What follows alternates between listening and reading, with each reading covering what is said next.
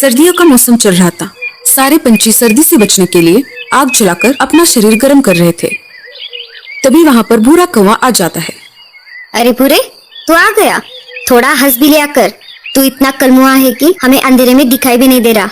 सारे पंछी जोर जोर से हंसने लगते हैं और भूरा बिना किसी को कुछ बोले मन ही मन में इसका बदला लूंगा ऐसा कहकर वहाँ से उड़ जाता है। उसे रास्ते में जादूगर तोता का पॉम्पलेट मिल जाता है। उस पॉम्पलेट को भूरा कौवा पढ़ता है। कल करे सो आज कर, आज करे सो अब, हो किसी बात से परेशान तो मिलेगा उसका समाधान, संपर्क जादूगर तोता। भूरा उस पॉम्पलेट को पढ़कर उस जगह जाता है। अरे भूरे कौवे, आ गए तुम? अरे पर आपको मेरा नाम कैसे पता चला? ये मेरी सालों की तपस्या का फल है बच्चे। तुम्हें जो चाहिए वो मैं ही दे सकता हूँ। क्या सच में आप मुझे सबसे सुंदर बना सकते हो? हाँ हाँ, मैं कुछ भी कर सकता हूँ, लेकिन बदले में मुझे कुछ देना पड़ेगा। भूरा जादूगर की सारी बातों को मान लेता है। जी हाँ तोते महाराज, आप जो चीज बोलोगे वो मैं चीज आपको ला कर दूंगा, बस मुझे सुंदर बना दीजिए। हाँ तो ध्यान से सुनो मेरी बात। अगले अमावस की रात तक जितने पक्षियों के पंख इकट्ठा हो सके इकट्ठा करो और मेरे पास लेकर आओ। तुम जितने ज्यादा पंख लाओगे तुम उतने ही ज्यादा सुंदर दिखोगे। भूरा सुंदर दिखने के लिए कुछ भी कर सकता है और वो हर रात अगली अमावस्या तक पंछियों के पर चोरी करके जमा कर रहा था। क्या हुआ बुलबुल, तुम इतनी परेशान क्यों हो? क्या बताओ लाडो, दिन ब दिन तो मेरे पंख की संख्या कम ही हो रही है, बल्कि मैं मेरे पंख को सुंदर दिखने के लिए उन्हें हर रोज साफ करती हूँ। हाँ हाँ बुलबुल, मेरे भी पर दिन ब दिन कम हो रहे हैं, पता नहीं क्या हो रहा है। तभी बाकी के सारे पंछी वहाँ पर आ जाते हैं जिनके पर गायब हो रहे थे। नहीं नहीं, ये कोई आम बात नहीं है। सारे पंछियों के पर यूं ही कैसे कम हो सकते हैं? जरूर इसके पीछे कोई साजिश या फिर कोई बीमारी हम पंछियों में आ गई है। इधर कालू कौवा अपने ख्यालों में मन ही मन सोच विचार कर रहा था। सारे पंछियों के पर ऐसे अचानक गायब कैसे हो रहे हैं? लेकिन मेरा तो एक भी पंख गायब नहीं हुआ। जरूर ये किसी की सोची समझी साजिश है। इधर सारे पंछी ये बात तोता राजा को बताने की सोच रहे थे। इधर भूरा अमावस्या की रात का फायदा उठाकर सारे पंछियों से बचकर पंखों को एक बोरी में भरकर जादूगर तोता के पास चला जाता है। भूरा उड़ते उड़ते जा रहा था। सब तरफ अंधेरा था और तारे भी चमक रहे थे। भूरा कौवा जादूगर तोता के पास आ जाता है। अरे भूरे, आ गए तुम? मैं तो तुम्हारा ही इंतजार कर रहा था। मैंने तुम्हारे लिए उस बड़े से कुंड में जादुई पानी रखा है, जाओ उसके अंदर जाकर नहा लो। और हाँ, एक बात का ध्यान रखना, सिर्फ अपने गले तक ही नहाना। अगर ये पानी तुम्हारे आंखों में चला गया तो तुम अंधे हो जाओगे। ठीक है तोते महाराज, मैं सिर्फ गले तक ही नहाऊंगा।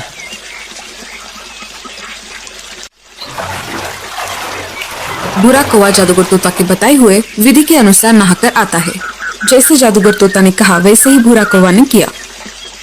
आ गए तुम नहाकर? अब अपनी आंखें बंद कर लो और मेरे कहने से पहले आंखें मत खोलना।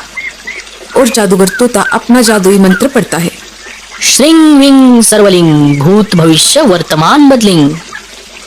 भूरा कौवा है जो सबसे कच्चा, बन जाए जंगल में सबसे सुंदर और अच्छा।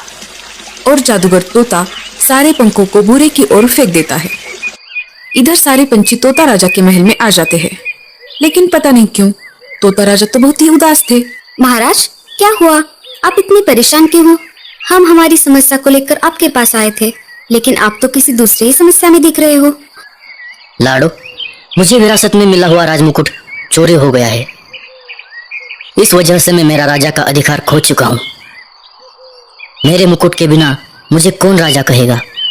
आप चिंता मत करो राजा जी, मुझे समझ में आ गया है कि चोर कौन है। जरूर ये चोर मेरा भाई भूरा ही है। मुझे शुरू से ही उस पर शक हो रहा था। जब से मुझे समझ में आ गया कि मेरे ही पंख क्यों नहीं गायब हो रहे। अगर ऐसी बात है तो मैं एक सेना की टुकड़ी अभी भेज देता हूँ। राजा जी के कहने पर कुछ सैनिक भूरे को खोजने के लिए निकल पड़ते हैं। इधर भूरा अपने नए पंख से खुश होकर उछल कूद कर रहा होता है।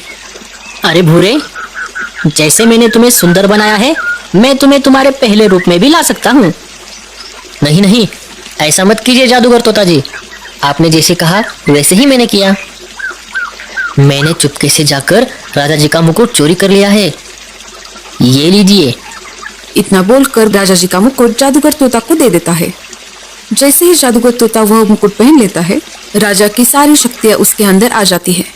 ऊपर से राजा जी के सैनिक आ रहे थे, वो उस जादूगर को देख लेते हैं। अरे राजा जी, आप यहाँ कैसे? आप इतनी जल्दी यहाँ कैसे आ गए? जादूगर तोता राजा जी का जुड़वा भाई था, जो कि राजा की तरह दिखता था और उसके अंदर एक अलग ही चमक आ गई थी।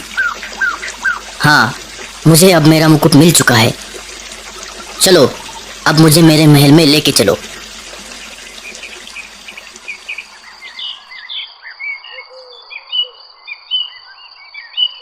थोड़ी देर बाद वो राजा जी के महल में आ जाते हैं। सैनिकों, ये कौन है जो मेरे सिंहासन पर बैठा हुआ है? इसे अभी के अभी यहाँ से निकाल कर बाहर फेंको। अरे मिट्ठू, तू ला, मुझे मेरा मुकुट वापस कर दे। तुझे तो पिताजी ने जंगल से बाहर निकाल दिया था। नहीं नहीं, मैं कोई तुम्हारा भाई वाई नहीं हूँ। हट जाओ मेरे सिंहासन से। इधर कालू कौवा और लाडो सब देख रहे थे। तभी कालू को एक आइडिया आता है।